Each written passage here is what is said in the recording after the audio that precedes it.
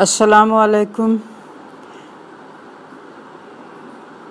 दुआ रब्बना आतिना फिद दुनिया हसनतुम व फिल आखिरति हसनतुम व क़िना अज़ाबन्नार। आमीन या रब्बुल आलमीन। सेकेंड ईयर कल आपसे बात हुई थी सरसैयद तहरीक मौलवी नज़ीर अहमद और अकबरी की हिमाकतें। अच्छा, आज आपके सामने है अपनी किताब का सबक पहली फ़तह। नसीम हिजाज़ी इसके लिखने वाले हैं और ये किताब है मोहम्मद बिन कासिम, यानी जिसको आप पढ़ते हैं इस हवाले से कि माखूज़ कहाँ से माखूज़ है।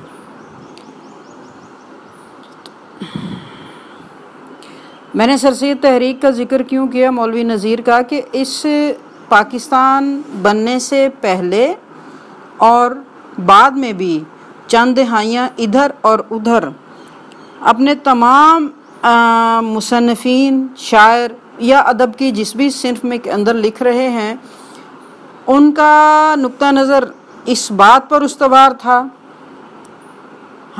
इन खूबसूरत ख्वाहिशात और इरादों पर था कि मुसलमानों को इनके माजी की अज़मत दिखाकर इनको मजबूर अमल करना है, इनको माइल करना है कि ये काश दोबारा से उस मर्तबे को हासिल करने की एक बेचैन ख्वाहिश और उसके बाद अमल करें। लिखने का अंदाज़ हर किसी के अपने जहन और रुझान के मुताबिक था कि वो क्या चीज़ मुंतखब करते हैं। नसीम हिजाज़ी हमारे अदब में इनकी हैसियत, इनका नाम तारीख़ी नावल निगार की हैसियत से है। आजकल जो आप नावल पढ़ते हैं वो बिल्कुल नहीं। तारीख़ी नावल का मतलब यह है कि मुसलमानों की तारीख़, हमारी तारीख़ कहाँ से शुरू होती है? मोहम्मद सल्लल्लाहु अलैहि वसल्लम और दौरे सहाबा कराम रज़ी अल्लाह ताला अन्हुम। तो अपनी तारीख़ के दरख्शां रोशन अबवाब को दोबारा से अपनी कौम के सामने लाया जाए। तहरीर के अलावा इसका कोई तरीका नहीं था। और हमारी फुतूहात, हमारे अमल, हमने जो कुछ भी हासिल किया, हमारी इल्मी फुतूहात, ये सब कुछ इसमें शामिल था। तो नसीम हिजाज़ी ने उन वाक़यात पर लिखा जो हमारी कामयाबी में बहुत रोशन हैं, और खुदा करे कभी ऐसा हो कि मुसलमान दोबारा से उस हैसियत को हासिल कर लें। शिबली नुमानी एक बात कहते हैं कि और लोगों की तरक्की ये है कि वो आगे बढ़ते जाएं, लेकिन मुसलमानों की तरक्की ये है कि वो पीछे हटते जाएं यहाँ तक कि दौरे सहाबा में पहुँच जाएं। गौर करें, अल्लाह हमें तौफीक दे कि हम इस्लाम पर इस हद तक कुरान और सुन्नत पर अमल कर लें तो हमें किसी और चीज़ की ज़रूरत भी नहीं रहेगी, हम इस तरह पस्तियों में भी नहीं रहेंगे। ये इनका पूरा नावल है मोहम्मद बिन कासिम। उसका एक हिस्सा जिससे आपको बात समझ नहीं आ सकती। मोहम्मद बिन कासिम आप जानते हैं कि मुसलमानों का 1000 साला बरसगीर में जो इक़्तिदार था, इसका आगाज़ मोहम्मद बिन कासिम बाबुल इस्लाम सिंध कराची की तरफ से यहाँ पे दाखिल हुआ था। और ये चीज़ ज़हन में रखिए कि मुसलमानों की जंगें कभी भी इक़दामी नहीं थी, दिफाई थी। किसी न किसी वजह से हमें उस पर मजबूर किया जाता कि आप ऐसा करें। हमने किसी जंग को ख़ुद से नहीं छेड़ा। तो सिंध में दिवल के मकाम पर जहाँ राजा दाहिर की हुकूमत थी, और उन दिनों हमारी इस्लामी हुकूमत यानी ख़ानदान बनु उमैया के दौर में वलीद बिन अब्दुल मुल्क और हज्जाज बिन यूसुफ गवर्नर था। यहाँ एक जहाज़ को बहरी क़ज़ाक़ों ने लूटा। एक लड़की ने फरियाद की कि हज्जाज अपनी बहन को बचाना। अब इस्लामी हुकूमत की तरफ से मुसालहती मिशन भेजा गया, उसके साथ भी राजा दाहिर ने अच्छा सलूक नहीं किया। इसके बाद कोई और रास्ता नहीं बचा कि वो यहाँ पर हमला करते। आप जानते हैं इतनी दूर से हमला और दरमियान में समंदर भी है, बड़ा मुश्किल था। एक मतलब अफराद के साथ ज़रूरी साजो सामान भी था, घोड़े भी थे जंग के लिए और ऊँट भी थे बार बर्दारी के लिए। तो ये सब काफ़िला वहाँ से चला और किसी भी जंग के लिए, काम के लिए कौम से जमा किया जाता है, फंडिंग की जाती है।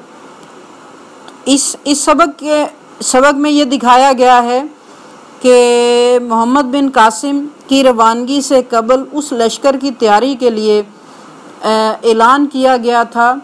और जैसे अब तक हमारे यहाँ है कि कोई भी बड़ा काम पड़ता है तो ख़वातीन के पास ज़ेवरात होते हैं और जिसके बाद जो कुछ है वो बैतुल माल में जमा कराएगा और उस लश्कर को उसकी ज़रूरियात के मुताबिक तैयार करके भेजा जाएगा।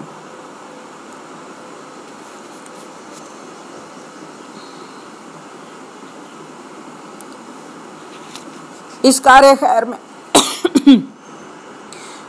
खैर में बसरा की औरतों ने पीछे हटना गवारा नहीं किया और वहाँ भी लाखों रुपए जमा हो गए। मोहम्मद बिन कासिम ने बसरे में 3 दिन क़याम किया। उसकी आमद से पहले हज्जाज बिन यूसुफ के पास मकरान के गवर्नर हारून का पैगाम पहुंच चुका था कि जो 20 आदमियों का वफद दीबल भेजा गया था, सिर्फ 2 आदमी जान बचाने में कामयाब हुए, बाकियों को उन्होंने कत्ल कर दिया।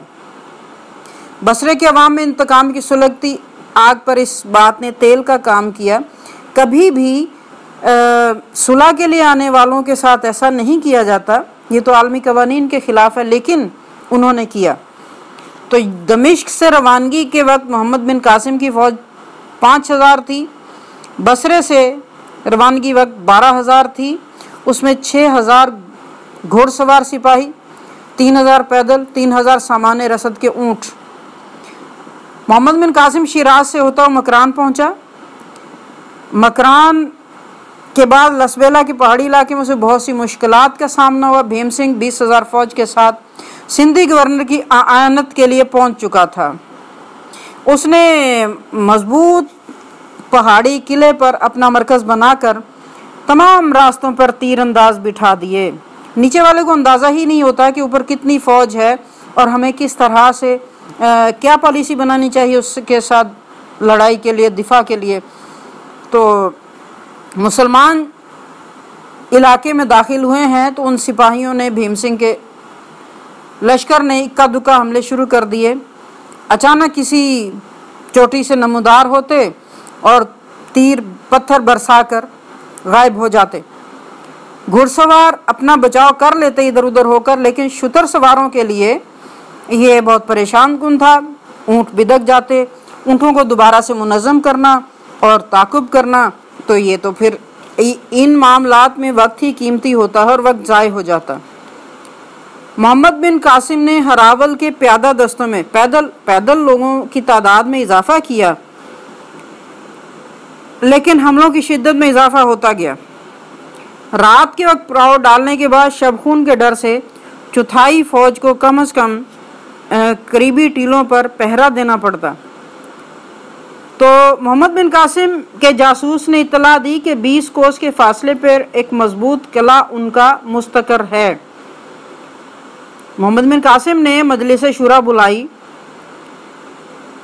कि इस आम रास्ते को छोड़कर समंदर के साहिल के साथ साथ हमवार रास्ता इख्तियार किया जाए, तो हम हमलावरों से जितना दूर होंगे उतना महफूज और इत्मीनान से सफ़र जारी रखेंगे। और उसकी तारीखी बात, जब तक ये इलाका दुश्मन से पाक नहीं होता, हमारा आगे बढ़ना ख़तरे से खाली नहीं है। तो ये किला उनकी दिफाई अहम चौकी है। इसके फतह हो जाने के बाद दुश्मन मजबूर हो जाएगा कि वो अपना तमाम इलाका खाली कर दे, और जब वो दीबल पहुँचेंगे शिकस्त खुर्दा ज़हनियत का मुजाहरा करेंगे। लेकिन बसूरत दीगर अगर हम यहाँ से कतरा कर निकल गए, उनके हौसले बढ़ जाएंगे और हमारा अकब हमेशा गैर महफूज रहेगा।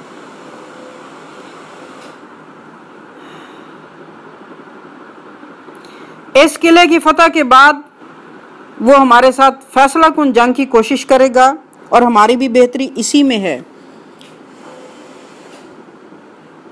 हमारी पेशकदमी रोकने के लिए किले के मुहावजों की ज़्यादा तादाद आसपास की पहाड़ियों पर मुनकसम है। तो मैं आज सूर्य निकलने से पहले इस किले पर हमला करना चाहता हूँ और फ़कत 500 प्यादा सिपाही अपने साथ ले जाना चाहता हूँ। बाकी फ़ौज रात भर पेशकदमी जारी रखें।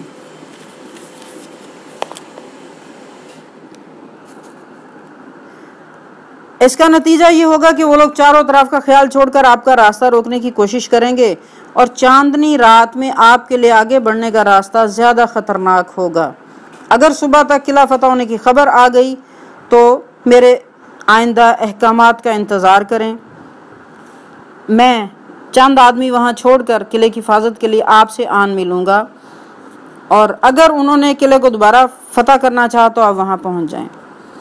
देखें, चंद फिक्रों के अंदर एक पूरा प्रोग्राम बता दिया है और यकीनन ये प्रोग्राम बहुत अच्छा था। एक बूढ़े सालार ने कहा कि सिपल सालार की जान कीमती है, आपको वहाँ नहीं जाना चाहिए। लेकिन मोहम्मद बिन कासिम ने जवाब दिया, कादसिया की जंग में ईरानियों को ज़बरदस्त शिकस्त के बावजूद अपने ज़बरदस्त लश्कर के बावजूद इसलिए शिकस्त हुई कि वो अपनी ताकत से ज़्यादा रुस्तम यानी अपने सालार की शख्सियत से उम्मीद रखते थे। जब वो मारा गया तो मुसलमानों की मुट्ठी भर जमात के मुकाबले में भाग निकले। साद बिन नबी वक्कास घोड़े पर चढ़ने के काबिल नहीं थे और मैदान में एक साइड पे अलग बैठे थे। लेकिन मुसलमानों की खुद एतमादी का आलम यह था कि अपने सालार की अदम मौजूदगी का एहसास तक नहीं था। हमारी तारीख में आपको ऐसा कोई वाक़या नहीं मिलेगा कि सालार की शहादत से मुजाहिद बददिल होकर हथियार डाल दें।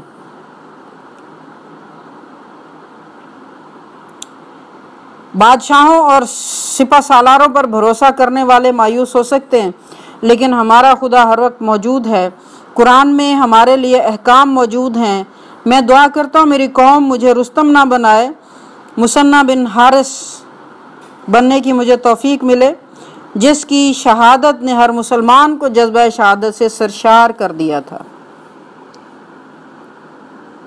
मेरे लिए सालार की जान कीमती नहीं है जो उसे सिपाहियों की तलवारों के पैरे में छुपा कर रखता है, अपने बहादुरों की जान की बाजी लगाने के बजाय जान बचाने की तरगीब देता है।